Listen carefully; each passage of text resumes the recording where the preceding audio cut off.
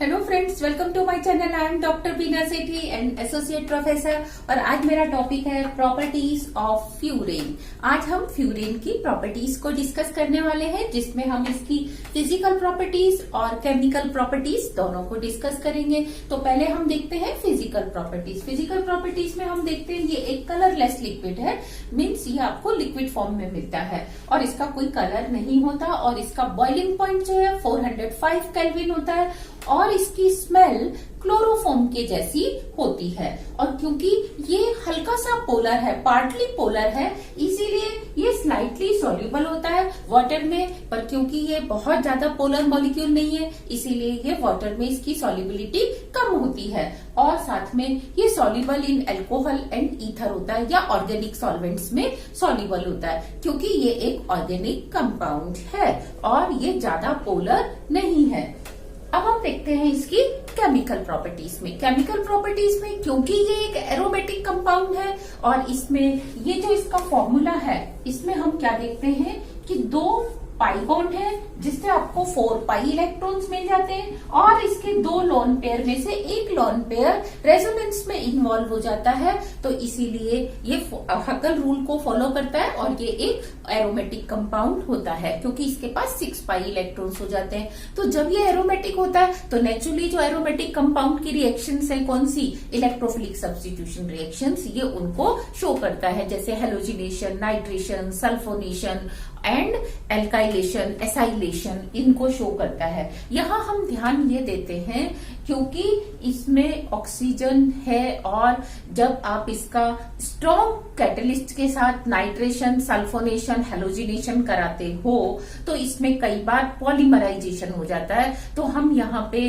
काफी mild catalyst या काफी माइल्ड रिएजेंट्स काम में लाते हैं और कुछ केसेस में हम इनडायरेक्ट मेथड भी काम में लेते हैं। जैसे अगर आपने इसका हेलोजिनेशन डायरेक्ट कर दिया तो वो रिंग को एक्टिवेट कर देता है और आप देखते हो कि आपको पॉलीमराइज्ड प्रोडक्ट मिलता है, तो हम इसको इनडायरेक्ट बनाते हैं। Next is basic properties. क्योंकि ऑक्सीजन के पास लोन पेयर ऑफ इलेक्ट्रॉन है, ये किसी को भी दे सकता है, उसके साथ जुड़ सकता है, तो हम इसकी बेसिक प्रॉपर्टीज को भी देखेंगे। और बेसिक प्रॉपर्टीज में जब ये इसको हम देखेंगे तो वहां पे भी देखेंगे कि क्या साइड प्रोडक्ट या मेन प्रोडक्ट आपको क्या मिलने वाला है, आप इमेजिन क्या कर रहे हो और आपको मिलने वाला क्या है। सिमिलरली हम इसमें रिंग क्लीवेज रिएक्शन देखेंगे जिसमें इसकी रिंग का क्लीवेज होगा और साथ में देखेंगे रिडक्शन में इसका 1 पाई बॉन्ड या दोनों पाई बॉन्ड रिड्यूस हो सकते हैं। ऑक्सीडेशन भी इसका हम देखेंगे जिसमें ये ऑक्सीजन से रिएक्शन करेगा। नेक्स्ट हम देखते हैं डील साइडर रिएक्शन। पायरोल में डील साइडर रिएक्शन नहीं होती थी, जबकि इसके पास 4 पाई इलेक्ट्रॉन है तो वो 2 पाई इलेक्ट्रॉन वाले कंपाउंड के साथ डील इलेक्ट्रॉन रिएक्शन दिखा सकता था, लेकिन वो दिखाता नहीं था। यहाँ पे ये इस मॉलिक्यूल में हम देखेंगे कि ये डील साइडर रिएक्शन में पार्टिसिपेट करता है।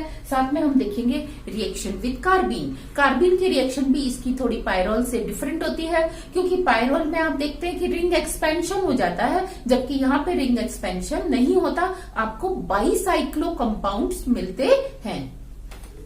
केमिकल प्रॉपर्टीज में हम सबसे पहले इसके रिएक्शंस देखेंगे, इलेक्ट्रोफिलिक सब्स्टिट्यूशन रिएक्शंस। उसमें आप देखिए ये आपने फ्यूरेन मॉलिक्यूल लिया, फ्यूरेन की रिएक्शन अगर आप नाइट्रेशन कराना चाहते हैं तो यहाँ हम कंसंट्रेट या fuming nitric acid in presence of concentrated and fuming sulphuric acid से नहीं कराते, क्योंकि वो स्ट्रॉन्ग रिएजेंट्स हैं, स्ट्रॉन्ग कैटलिस्ट हैं। तो इसके लिए हम माइल्ड कैटलिस्ट काम में लेते हैं, हम नाइट्रो एसीटेट लेके चलते हैं और इससे इसकी नाइट्रेशन रिएक्शन होती है और आपको मिलता है 2 नाइट्रो फ्यूरेन, यानी कि 2 पोजीशन पर इसकी जितनी भी रिएक्शंस होती हैं वो 2 पोजीशन पे होती हैं, जबकि पायरोल के केस में 2 और 3 दोनों पोजीशन पे होती थी। ये अलग बात है कि 2 पे मेजर प्रोडक्ट मिलता था और 3 पे आपको माइनर मिलता था। यहाँ अगर आपने इसका सल्फोनेशन करना है तो भी हम कंसंट्रेटेड या फ्यूमिंग सल्फ्यूरिक एसिड नहीं लेते, हम सल्फर ट्राइऑक्साइड को डाइल्यूट करते हैं, यानी कि उसको पिरिडीन के अंदर डिसॉल्व करते हैं, फिर इसकी रिएक्शन कराते हैं तो आपको मिलता है फ्यूरेन 2 सल्फोनिक एसिड। इसका नाम है फ्यूरेन 2 सल्फोनिक एसिड। नेक्स्ट अगर आपने इसका एसाइलेशन कराना है तो आप AlCl3 कैटलिस्ट की प्रेजेंस में नहीं कराते। आप सिंपली एसिटिक एनहाइड्राइड लेते हैं और आप लेते हैं ईथर का बोरोन ट्राइफ्लोराइड कंपाउंड, और जब आप इसको 278 मीन्स ऑलमोस्ट रूम टेम्परेचर के ऊपर आप इसकी रिएक्शन कराते हैं तो आपको 2-एसिटाइल फ्यूरेन मिलता है। AC means acetyl, COCH3 group. और अगर आप इसकी HCl और HCl से पहले रिएक्शन कराएं तो साइनो ग्रुप आता है, फिर आप उसका हाइड्रोलिसिस करें तो आपको मिलता है फरफ्यूरेल, क्योंकि जो 2 कार्बल्डिहाइड ग्रुप होता है फ्यूरेन में तो उस कंपाउंड का नाम हो जाता है फरफ्यूरेल, तो आपको फरफ्यूरेल मिलता है। नेक्स्ट इस रिएक्शन का नाम होता है गाटरमैन-कोश रिएक्शन। और अगर हम फ्यूरेन की reaction benzene diazonium chloride ArN2Cl means benzene diazonium chloride से कराएं इन प्रेजेंस ऑफ NaOH तो हमें मिलता है 2-एराइल फ्यूरेन। 2 के ऊपर फिनाइल ग्रुप या एराइल ग्रुप आ जाता है। अब अगर आप इसकी ऑर्गेनोलिथियम यानी कि ब्यूटाइल लिथियम से रिएक्शन कराएं ईथर में, और हम क्या देखेंगे कि जो ब्यूटाइल लिथियम है उसका लिथियम इसमें से एक H को रिप्लेस कर देगा तो लिथियम आ जाएगा, हाइड्रोजन निकल जाएगा और C4H9 को वो हाइड्रोजन मिल जाएगा तो आपको मिल जाएगा C4H10। तो C4H10 साइड प्रोडक्ट होगा और आपको मिलेगा फ्यूरेन लिथियम, एक ऑर्गेनोमेटेलिक कंपाउंड। और इसकी अगर आप जैसे आप RMGX की ड्राई आइस से रिएक्शन कराते हैं और हाइड्रोलिसिस करते हैं सेकंड स्टेप में, तो इसका भी अगर आप फर्स्ट स्टेप में ड्राई आइस से रिएक्शन कराएं, सेकंड स्टेप में आप इसका हाइड्रोलिसिस करें तो पहले आपको एक एडेक्ट मिलेगा और फिर हाइड्रोलिसिस करने पे आपको कार्बोक्सिलिक एसिड मिलेगा, तो इसका नाम होगा 2 कार्बोक्सिलिक एसिड फ्यूरेन या फ्यूरेन 2 कार्बोक्सिलिक एसिड। नेक्स्ट अगर आप फ्यूरेन की reaction HgCl2 means mercuric chloride से कराएं और in presence of sodium acetate तो पायरोल में ये रिएक्शन नहीं होती थी। यहाँ मैं आपको बार बार बता रही हूँ कि आपको कई बार कंपैरिजन करने में आ सकता है पायरोल और फ्यूरेन और थायोफीन का, तो आपने जो तीनों की सिमिलर रिएक्शंस हैं उनको एक साथ रखना है और जो उनकी डिफरेंट डिस्टिंग्विश करने वाली रिएक्शंस हैं उनको आपने अलग से पढ़ना है। तो जब आप पायरोल की रिएक्शन कराते हैं तो उसका मर्क्यूरेशन नहीं होता, जबकि आप फ्यूरेन की रिएक्शन कराते हैं तो 2 पोजीशन के ऊपर क्लोरो मर्करी ग्रुप आके जुड़ जाता है और इसका नाम होता है 2 क्लोरो मर्करी फ्यूरेन। और हम देखते हैं अगर हमें इसका हेलोजिनेशन कराना है तो अगर हम इसका डायरेक्ट हेलोजिनेशन कराते हैं तो हेलोजिनेशन तो हो जाता है इस तरीके से और आपको मिलता है 2 क्लोरो फ्यूरेन, लेकिन ये जो साइड में HCl बाहर निकला ये HCl क्योंकि आपने Cl2 से कराई थी तो ये जो HCl बाहर निकलता है ये इसका फर्दर क्या करता है पॉलीमराइजेशन करा देता है, तो हम इसको इस मेथड से हेलोजिनेट नहीं करते। तो हम इसको किस मेथड से हेलोजिनेट करते हैं कि आपने ये जो बेंजोइक कार्बोक्सिलिक एसिड बनाया था फ्यूरेन 2 कार्बोक्सिलिक एसिड, हम इसकी फर्स्ट स्टेप में ब्रोमीन से रिएक्शन कराते हैं तो इसके ऊपर क्या आ जाता है 2 पोजीशन पे, यहां से इधर से आप 5 मान सकते हो और पीछे से देखोगे तो ये 2 हो जाएगा, तो अभी इसको क्या कह सकते हो 5 पोजीशन पे इसका ब्रोमीन ग्रुप आ जाता है, ब्रोमीन एटम आ जाता है और फिर हम इसको हीट करते हैं क्विनोलिन में in presence of copper powder catalyst. तो ये जो ब्रोमीन आया था वो तो रह जाता है लेकिन ये जो COH ग्रुप है इसका डिकार्बोक्सिलेशन हो जाता है और आपको जो प्रोडक्ट मिलता है वो मिलता है 2 ब्रोमो फ्यूरेन। और आप इसका इनडायरेक्ट हेलोजिनेशन फ्यूरेन 2 क्लोरोमर्करी फ्यूरेन से भी कर सकते हो।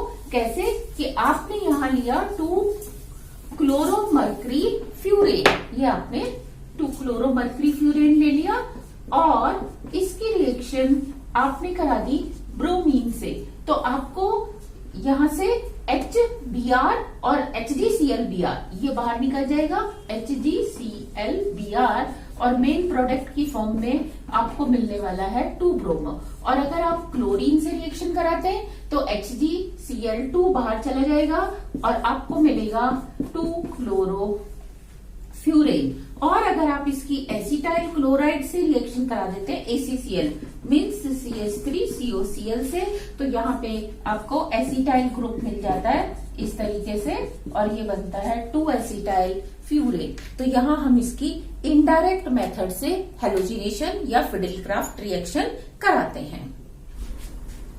और हम इसकी एरोमेटिक रिएक्शंस में ये देखते हैं कि जो फरफ्यूरल है वो भी फ्यूरेन की तरह ही एरोमेटिक होता है। और जब हम इसकी एक्वस NaOH से रिएक्शन कराते हैं तो जैसे आपने देखा था बेंजाल्डिहाइड के पास अल्फा कार्बन पे हाइड्रोजन नहीं होता, सिमिलरली इस एल्डिहाइड का ये अल्फा कार्बन है, इसके पास हाइड्रोजन नहीं है, तो it can participate in Cannizzaro reaction. तो ये कैनिजारो रिएक्शन की स्पेसिफिसिटी होती है कि अगर अल्फा कार्बन पे हाइड्रोजन नहीं है और आप ऐसे एल्डिहाइड की एक्वस NaOH से रिएक्शन कराते हैं तो इसके 2 मॉलिक्यूल्स पार्टिसिपेट करते हैं। एक मॉलिक्यूल का ऑक्सीडेशन होता है, ये दूसरे मॉलिक्यूल का रिडक्शन होता है। तो ये देखो जिसका रिडक्शन हुआ वो आपको मिल गया फरफ्यूराइल अल्कोहल, यानी कि एल्डिहाइड के रिडक्शन से अल्कोहल बन गया, और जिसका ऑक्सीडेशन हुआ वो आपको मिल गया फरफ्यूरिक एसिड। लेकिन क्योंकि आपने ये रिएक्शन NaOH से कराई है तो जैसे ही ये एसिड बनता है ये NaOH से रिएक्शन करके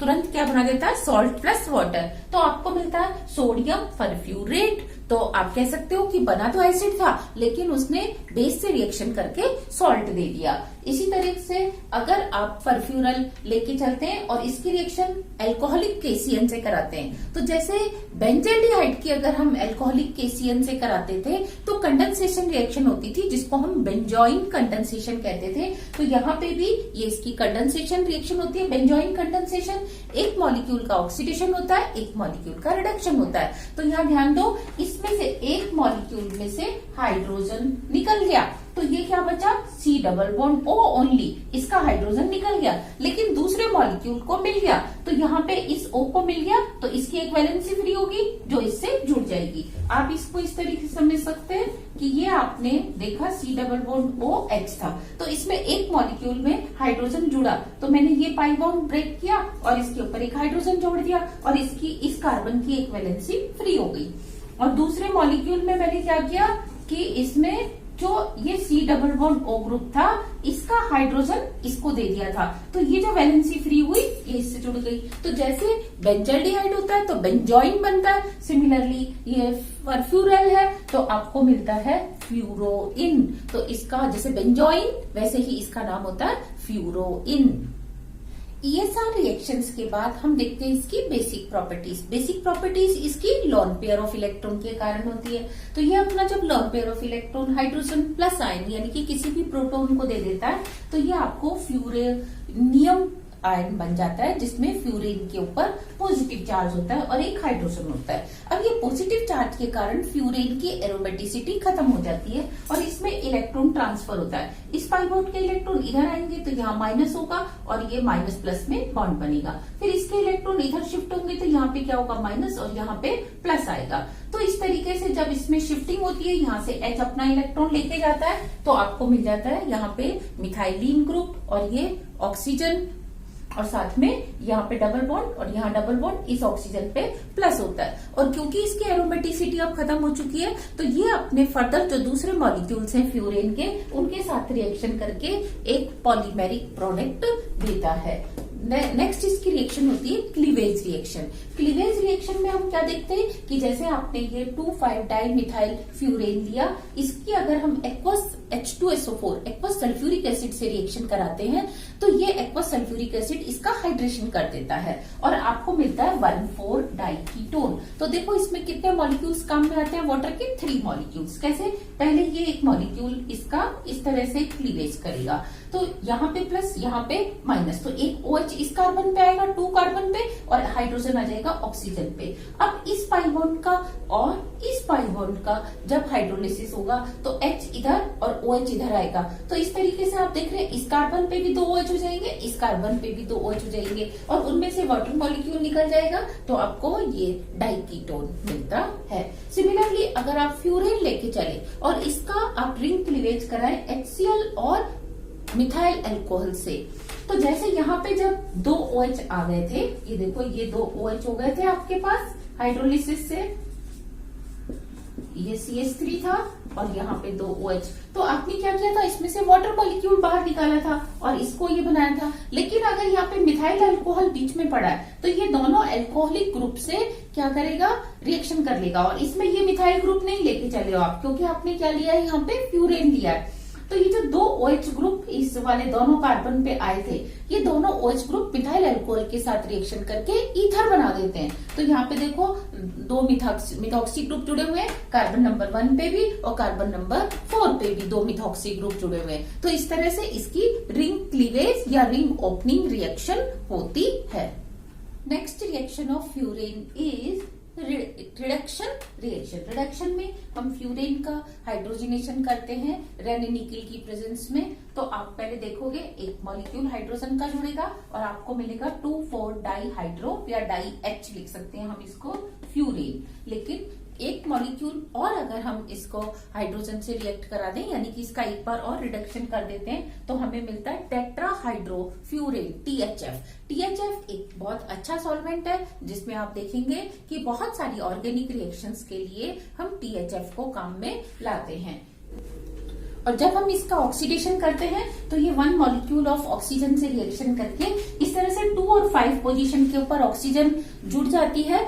ऑक्सीजन का डबल बॉन्ड ब्रेक हो जाता है, लेकिन इस कंपाउंड का नाम 1,4 परऑक्साइड होता है। क्यों? क्योंकि अब ये फ्यूरेन मॉलिक्यूल नहीं है, अब ये 3 ऑक्सीजन है, तो ये बाइसाइक्लो कंपाउंड है एक तरह से। नेक्स्ट आप देखते हैं अगर इसका फर्दर ऑक्सीडेशन कर दें तो हमें यहाँ पे मिलता है सक्सीनिक एल्डिहाइड, क्योंकि 4 कार्बन का जो डाई एल्डिहाइड होता है उसे हम बोलते हैं सक्सीनिक एल्डिहाइड।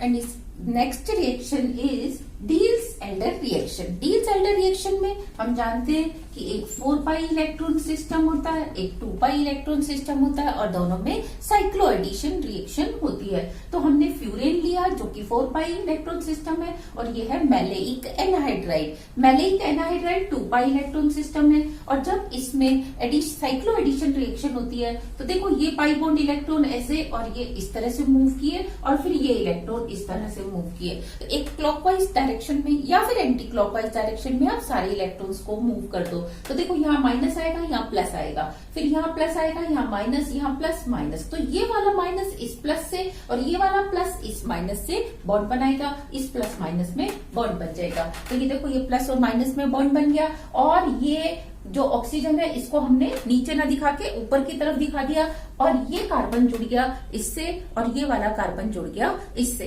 तो इस तरह से ये पूरा मैलेइक एनहाइड्राइड का मॉलिक्यूल था जिसमें इसका 2 और 3 नंबर का कार्बन इसके 2 और 5 नंबर के कार्बन से जुड़ गया। और ऑक्सीजन क्योंकि इनसाइड है तो इसीलिए हम इसको बोलते हैं एंडो डील्स-एल्डर प्रोडक्ट। ये अगर ऑक्सीजन आउटसाइड होता तो हम इसको बोलते एक्सो डील्स-एल्डर प्रोडक्ट। सिमिलरली अगर हम फ्यूरेन की रिएक्शन बेंजाइन, ये बेंजीन होता है अगर 3 डबल बॉन्ड हो, लेकिन अगर ये एक ट्रिपल बॉन्ड हो, ये देखो ये एक ट्रिपल बॉन्ड है यहाँ पे, इसको हम बेंजाइन बोलते हैं। एल्काइन से हमने नाम लिया है बेंजाइन।